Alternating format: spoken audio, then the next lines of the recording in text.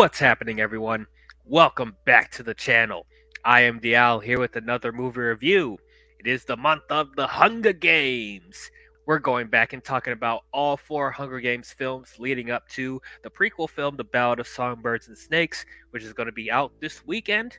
I've already talked about the first two Hunger Games films, the original and Catching Fire. If you guys haven't seen my reviews for those, I'll put a link in the description below so you guys can watch them. But we are continuing on talking about the third installment of the Hunger Games, Mockingjay Part 1. Let's get into it. So if you've seen my reviews for the first two Hunger Games movies, you guys would know I liked the first Hunger Games. I thought it was pretty solid. I thought it was a decent start to the franchise, but it wasn't anything mind-blowing. I didn't really start to get into Hunger Games until Catching Fire came out. I loved Catching Fire. I thought it was absolutely great. Pretty much took a lot of the criticisms that I had with the first film and made it better. I thought the world was more fleshed out. I thought the characters were better developed. I thought the action was better directed. All around, it was a really enjoyable film, and it made me excited to see the next Hunger Games movie. And it almost made me want to go back and read the books too. So with this third film, Mockingjay, they decided to split this into two parts. And I heard a lot of split reactions when it came to that. A lot of fans of the Hunger Games say that it's a good idea for them to split this into two parts, and then a lot of Hunger Games fans say that this was unnecessary and it feels like a cash grab. For me, I was pretty indifferent about it. I was open to seeing how they would handle this part one and part two thing, but in the back of my mind, I was thinking this does kind of feel like a cash grab because they're trying to capitalize on the success of Harry Potter and the Deathly Hallows, being split into two parts. So this easily could have been that type of situation, but I was open to seeing that because I think you need to spend a lot of time building up all the districts to come together. I think you need to spend a good amount of time doing that, and I was unsure if they were going to be able to do that all in one film. And this is just coming from me that barely remembers anything from the Mockingjay book. That's the only book that I read, and I barely remember what happens in that. So I'm pretty much going into it blind. So, I was open to seeing how they would execute that in the film. When it came to the trailers, it looked okay. It didn't look bad, but I noticed that the marketing for this movie wasn't as strong as the first two films. But regardless, I was still excited to see it. So much so that I actually willingly went to go see this in the theater opening weekend. I actually wanted to go see this opening weekend because of how good Catching Fire was. So I did end up seeing it, and it's a strange one with this because when I hear people talk about Mockingjay Part 1, a lot of people consider this to be the weakest of the Hunger Games films, and I really don't understand the hate for this. I actually enjoyed Mockingjay Part 1. I thought it was good. There is some criticism that I do understand, that this is a much slower film than the first two movies. It's not as action heavy as the first two. And personally, I didn't think it needed to be. We're not focused on the Hunger Games themselves in this movie. Like, we're past that now. We're now fully in this war between the districts and the capital, and that's what their main focus should be. This feels more like a drama, character study, and I definitely appreciated that.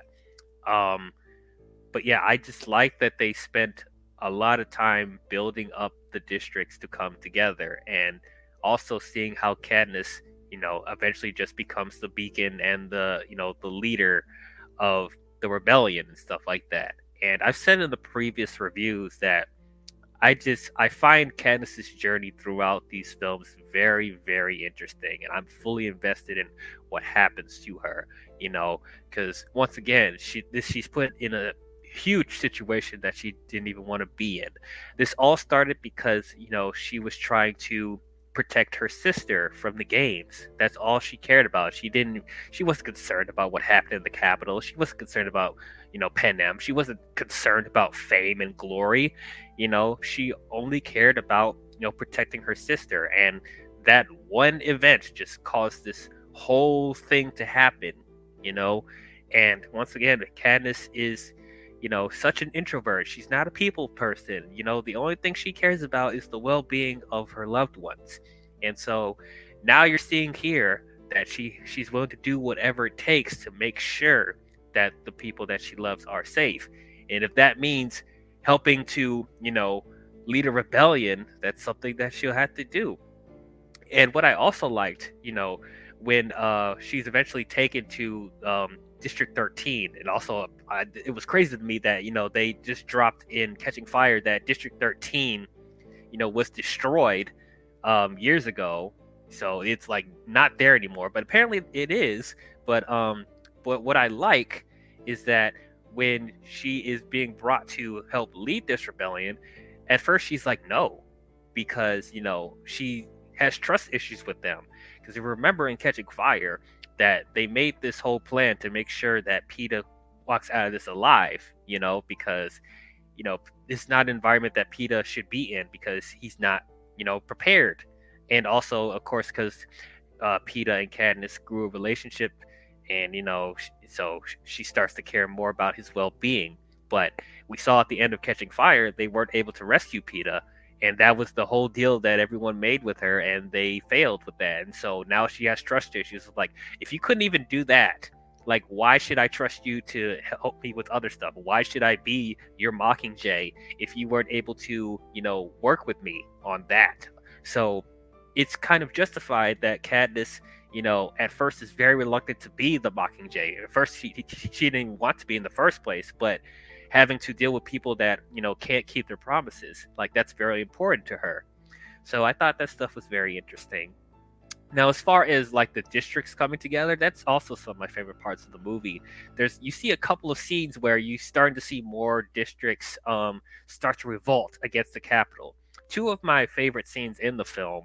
One of them is a bunch of soldiers are walking people down a forest, and then it's all turned into a trap because the people start climbing up on the trees, and then they let off a bomb and stuff like that.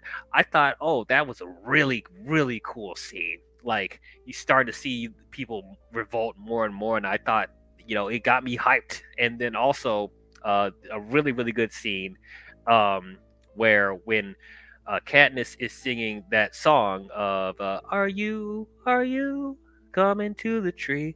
and then they record her singing that, and then we see other people from the district singing that song after her, and then there's this whole sequence where people from the districts are bombing the capital's like dam, and like cutting off their power supply. Like, I thought seeing more of those type of scenes, I thought was cool. They do a pretty solid job building up this whole rebellion. Is like, it made me really hyped to see what they do with that in part 2, just seeing how all this will escalate when they eventually invade the capital. I like that type of stuff.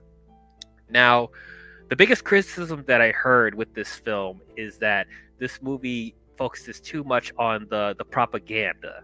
And I see where they're coming from.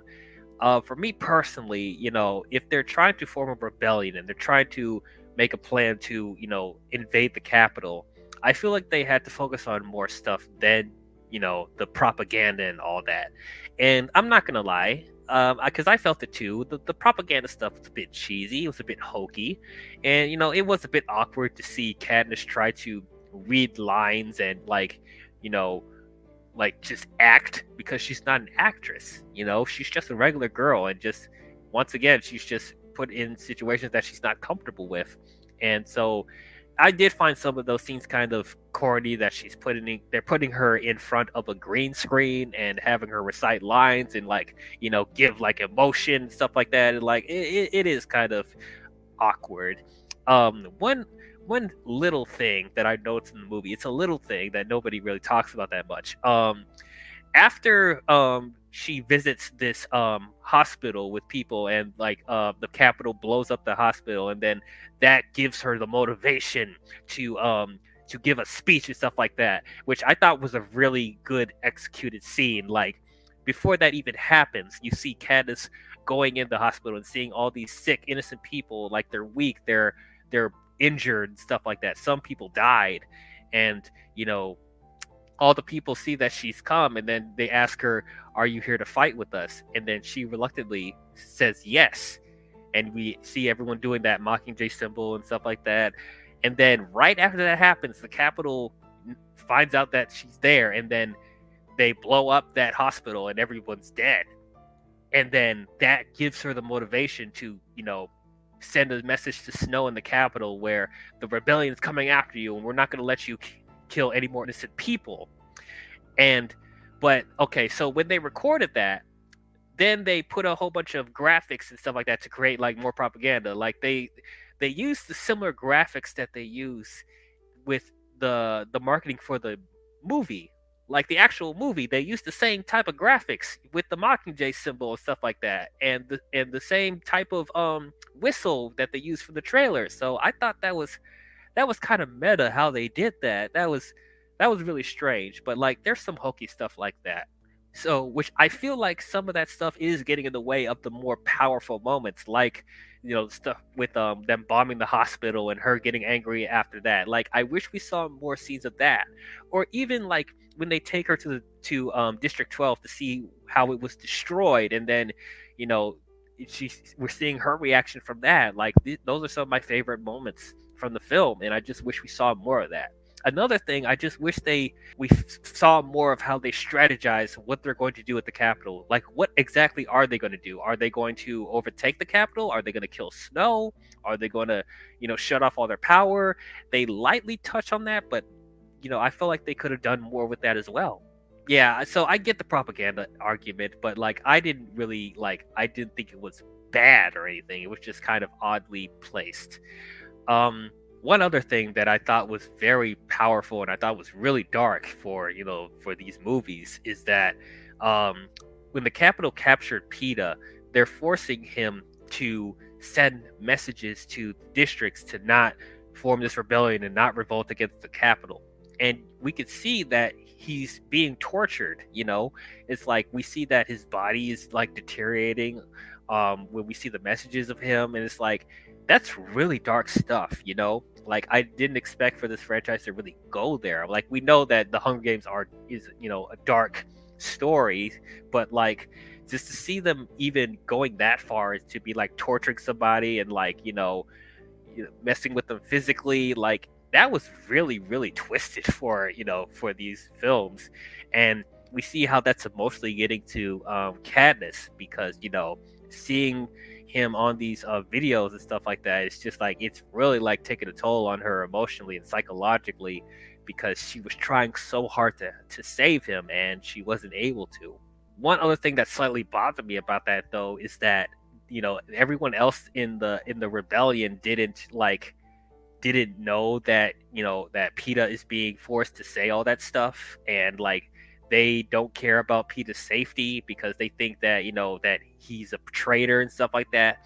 I found that a bit frustrating, because it's clear that they're forcing PETA to do something. Like, if they're put in that same situation, they would do whatever it takes to survive. So I don't understand why there wasn't more empathy towards PETA. I'd never really understood that. That was a bit frustrating.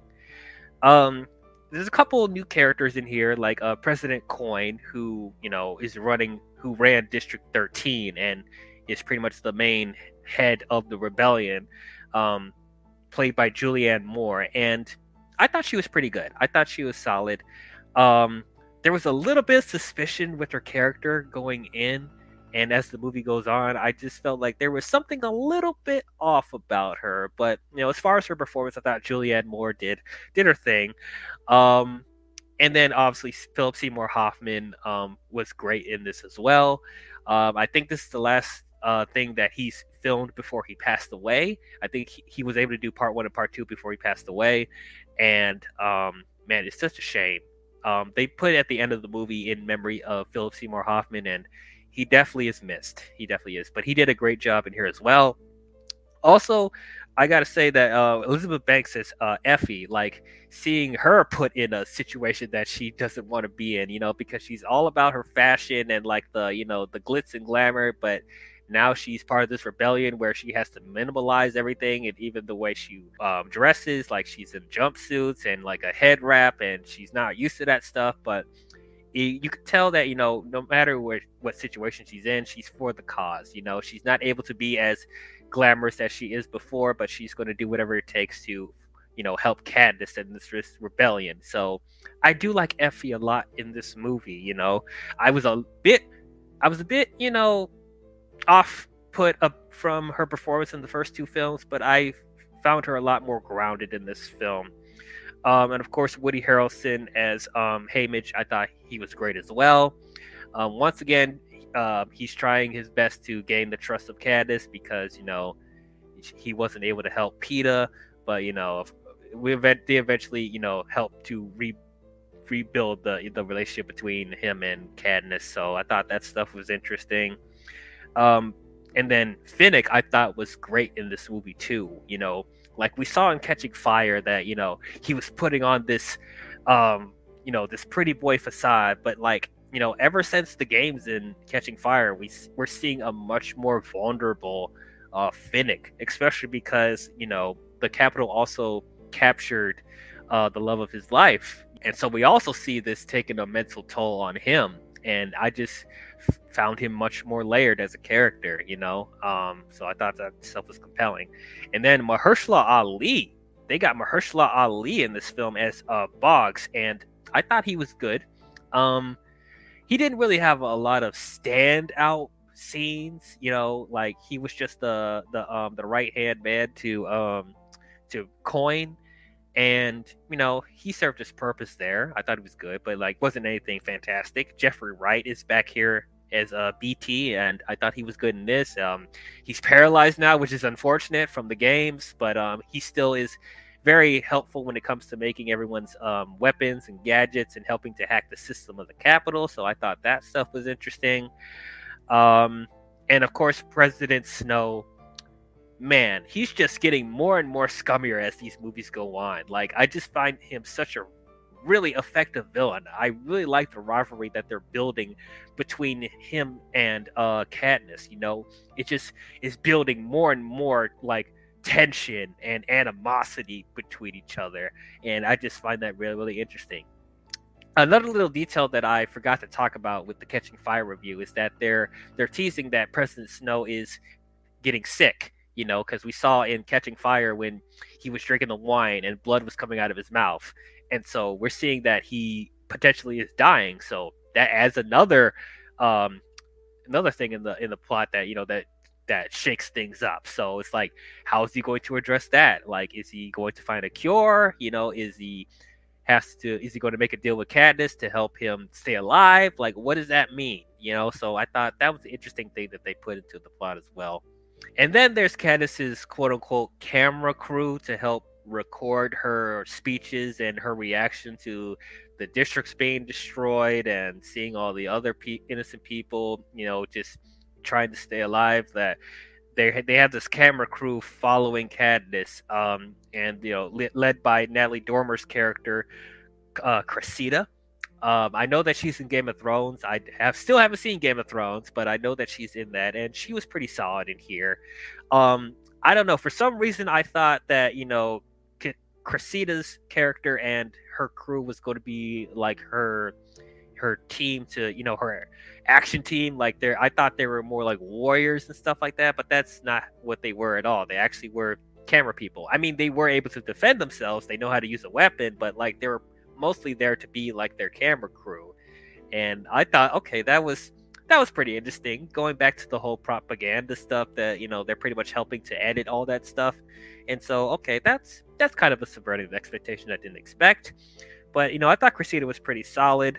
And then who I also kind of liked, like his role wasn't really that big, but I actually did find him to be a likable character. Pollux, played by Eldon Henson, I actually did like him. Like his character was deaf, and I just found the scenes that he had with Katniss and the other characters, I just found him such a likable character, even though he didn't really say much. But like he felt like a very heartwarming person. So I liked him. But yeah, overall, I thought this was a pretty solid film. I didn't think it was bad. I appreciate that they took time to build all the pieces to the rebellion, and I thought all the character work in here, I thought was really good. And I think they did a good enough job building up, the rebellion to where when we get to part two, they're gonna hit the ground running. It's gonna be all balls to the wall action. We're gonna see all the districts together. We're gonna see them all revolt against the capital. It's gonna be this huge, big climactic battle, I'm assuming. And then we're finally gonna see the final confrontation between Katniss and Snow. And you see all the characters, working together to take down the capital. Like, it definitely got me hyped for all that. So this might be a hot take for people, but I think this was a better executed part one than Deathly Hallows part one, because I personally didn't like Deathly Hallows part one at all. But I feel like I think Mockingjay part one did a better job setting up for that climax. Because it's like the character work, as I said, was just really, really good in here. I thought, them strategizing what they're going to do. I think we could have done more with that. I'll be honest. Like, I wish they didn't focus so much on the propaganda, but like, just building up that anticipation, and that tension, and the psychological aspect of it. I thought it was done pretty well in here. Once again, I thought Katniss was excellent in here. I thought Peeta was good, and I'm interested to see how they're going to help with Peeta's situation going forward. Especially at the state that he's in by the end of this movie. I thought all the other characters were good. Haymitch, Effie, Gale was pretty solid. Finnick was really good. Philip Seymour Hoffman's character, Plutarch, was good. Julianne Moore as Coin, I thought was good. President Snow, excellent as the villain as always. The new character, all the other new characters like Mahershala Ali's character, Natalie Dormer, Eldon Henson, I thought they were good additions. Yeah, this wasn't an action-heavy film, but I didn't need it to be. I like that it was more of a drama and slowed things down, and it was more of a character study. And it definitely got me hyped for Mockingjay Part 2. So I will give Hunger Games Mockingjay Part 1, I'll give it a B-. I thought it was good. But yeah, those are my thoughts on Hunger Games Mockingjay Part 1. What did you guys think about it? Did you guys love it? Did you guys hate it? Did you guys think it was okay? How does this compare to the other Hunger Games films? Did you like that this was split into two parts? Did you think it was executed well, or did you think it was unnecessary? Let me know your thoughts. So we have one more Hunger Games film to talk about before the Ballad of Songbirds and Snakes, and that is Mockingjay Part 2. So tune in for that when it comes out. But if you guys enjoyed this review, please don't forget to leave a thumbs up and subscribe to the channel. And please hit the bell if you want to be notified on future videos I'll be doing. But that's all I have for you, Hunger Games fans, and I will see you guys next time. Talk to you guys later, and may the odds forever be in your favor.